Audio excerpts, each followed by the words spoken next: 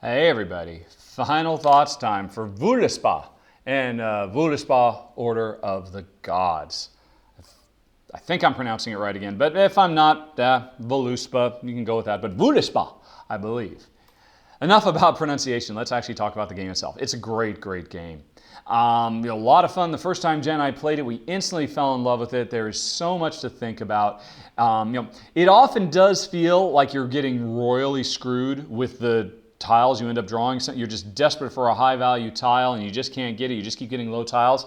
And that can be kind of painful because it really feels like, somebody else just keeps drawing Thors and Lokis, Thors and Thors and Odins all day long. Yay for them. They just can't fail. And I'm just constantly, because the lower value tiles are just as powerful, but they're much trickier to use. The high value tiles, they don't even have special abilities because they're just brute force, boom, score points. You can't help but score points with those things. The lower value tiles, your Lokis, your Valkyries and whatnot, they can be hugely powerful, but they can be very, very difficult to set up and they require a lot more thinking. So that's actually, while I do think the game evens out overall, it always does feel kind of like a kick to the teeth when you just keep drawing low numbers and your opponent draws high numbers. And you just have to remember, it's okay.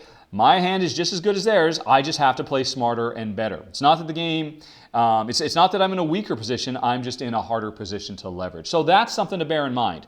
That is the form that luck of the draw takes in this game. And you will feel it. No doubt about it at all. You'll either feel ecstatic because you just keep drawing 6s, 7s, and 8s, or you'll be like, what do I need to do here? Because you keep drawing 1s, 2s, and 3s. Now, obviously, of course, the reality is over the course of the game, you'll draw many different things.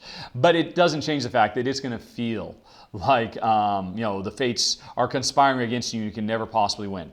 All I can say is, stick with it. It is possible to turn any kind of lemonade hand into lemons. Lemons into lemonade in this game.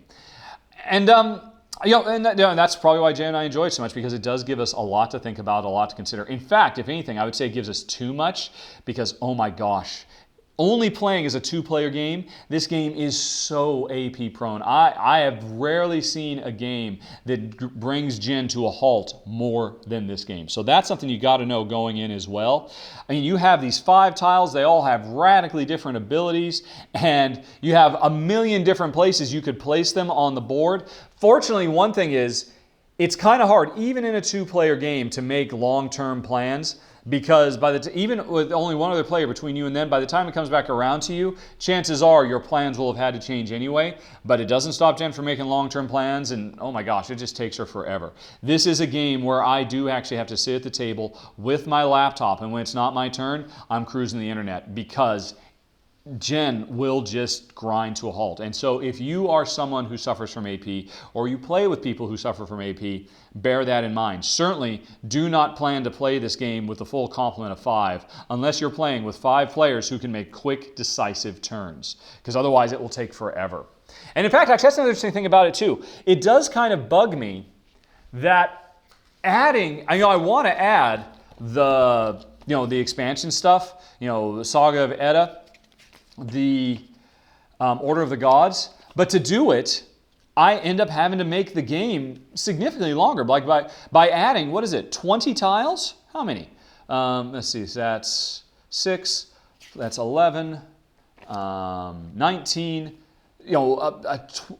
25 tiles, 20 to 25 tiles to the game. And to finish the game, you still got to go through all those tiles. So adding either one of these expansions makes the game significantly longer. And in a game that's already very prone to AP, that's kind of unfortunate. It's very, very cool that in the Order of the Gods expansion, they included this recommendation thing so that you don't end up adding 8 new tiles to the game, because that would be insane. But I really wish the game had come with rules to say, hey, if you want to add 4 tiles, here's how you should add them while removing some stuff from the basic game so that it can be a little bit shorter. Because I do think the game is at its best when you're playing just the base with none of the expansion stuff at all. Because a shorter game definitely helps offset the huge AP that this game creates. And it's a shame that there is no way to get the original length of the game. The way this game was originally designed, when it was a Native American themed game called Kachinka, I think, that was what it was designed for. Both of these expansions have drastically increased the length of the game, and they didn't include a way to mitigate that, and that's kind of a shame. I mean, it is very cool, the whole, hey, here's suggestions of how to mix and match the different expansions, but I want alternate suggestions that allow me to get the original length of the game. But it's a minor thing, because even still, with the longer length, we still enjoy the game quite a bit. It's still definitely a hugely fun time. It just means I got to spend a lot of time cruising Board Game Geek when it's not my turn. And, there are worse fates in the world. It's interesting. Another thing about this game is, somebody could write their thesis paper about the importance and effect of theme integration into board games. Because, honestly, this is a 100% pure abstract game. It totally is. This is a gamer's game version of Quirkle. Quirkle, it rightfully won the Spiel des Jahres for being a really, really great gateway game that anybody can play and enjoy. But man, it's so abstract. It's just colors and symbols. And it's something that Jen and I would never be interested in playing, really at all, because we just have no interest in pure abstracts. This is a pure abstract game. This could be just represented with a bunch of symbols indicating what the circles and the squares and the diamonds do. But no, instead, they put a theme on there that Jen and I recognize and enjoy, and a brilliant integration. The Voluspa, because I've forgotten how to pronounce it again, it's an epic ancient poem. And all that's saying we're doing is every time we play something, we're just rewriting that poem. And that is a brilliant thematic integration that, the Valkyries came down, but they didn't really do much. But then later on, they called all these people up to Valhalla. Even though we're doing simple, abstract, themeless, point scoring exercises, the theme is still brilliantly integrated that we feel like we're writing this epic saga that will lead up to Ragnarok, the end of all things. It's brilliant. It's so smart. And it's also a further, masterclass study, because originally this game was put out in a much smaller print run called Kachina from the same designer. It was exactly the same game as this. It did not include either of the expansions. And it was themed entirely around Native American mythology. I forget which tribe, the Apache or the Hopi, or I'm not quite sure, but Native American, but the exact same powers. I remember, I think the dragon was replaced by the eagle or something like that. And so again, the exact same game. Another great example of integrating a consistent theme into that game. We're telling a great Native American poem instead of a Norse mythology poem. Jen and I never pursued the game originally because I hate to say I'm shallow, but we had no interest personally in the Native American mythology. And the Native American mythology theme of the original version of this game was such a turnoff, we never would have played it.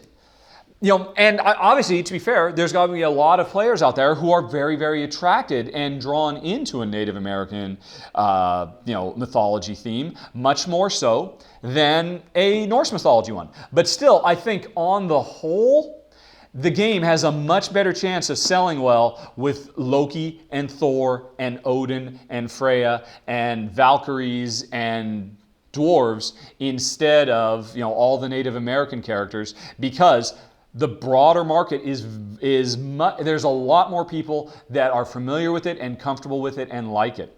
And so I think it was a brilliant move. I think it was a brilliant move not to just make this a Quirkle style pure abstract, because it immediately drew more people in.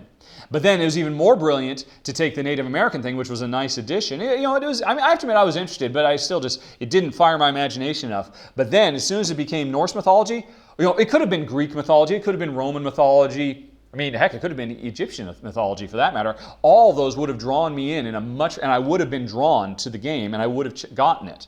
So, I guess I only bring this up to mention to board game publishers. You don't, just because you've got an abstract on your hands, which means you are immediately going to hugely limit your potential audience. find a way to integrate a theme that makes sense. I mean, I understand many people would argue that the Norse mythology is just slapped on top of this, but I would disagree, because it's not just random characters from Asgard on tiles. The theme of this game is we are retelling the oldest poem of Norse mythology. That one little bit, that one intro, and it just puts a whole new layer of meaning to our actions in this game. Yes, I appreciate it's still mostly just a tactical and logistical exercise to score points, but it feels like it's something more, and our imaginations get more fired up, and we get more invested in what's going on the table. And honestly, I firmly believe any abstract game out there could achieve that. And I always think it's a shame, because I read about a lot of abstract games and I know, wow, that actually sounds like some really clever mechanisms. Too bad it's an abstract. I just don't care. I just cannot, for myself, and a lot of people are perfectly fine with it, but I can't invest myself into it. I mean, another great example is Hive. It's a pure abstract game, but the fact that they make it a bunch of bugs, and they make all the bugs, the abilities you have in that game, kind of makes sense. The graph hopper hops around and stuff like that. That's another great example of taking a pure abstract and infusing enough theme that Hive is a big deal. Hive is a hugely successful abstract compared to most completely abstract games. So, not that this matters to you, because you're just deciding whether you should buy the game. Well, hopefully you really shouldn't care what I think at all, or my opinions. You watch the run through, you know if you're going to enjoy it. And all I can say is Jen and I do enjoy it, in large part because of the theme, but more so because the designer, Scott Caputo, did a great job twice coming up with a fun, solid tile-laying game that gives me and Jen a lot to think about, and that's why we enjoy it so much. And so that's it, folks. I hope you enjoyed the run-through. Sorry if I made any mistakes. I'm sure I did. There's a lot to think about, and I'm a decisive player, and I was really suffering from AP a lot in this run-through, and I know I made really bad moves. There were lots of better ones, but still, more than anything else, this was about giving you a feel for what it is like to play the game. Hopefully you've got that, and you can decide whether it's a game for you. And so with that, I will bid you adieu. So long, sayonara, farewell. Talk to you later. Bye-bye.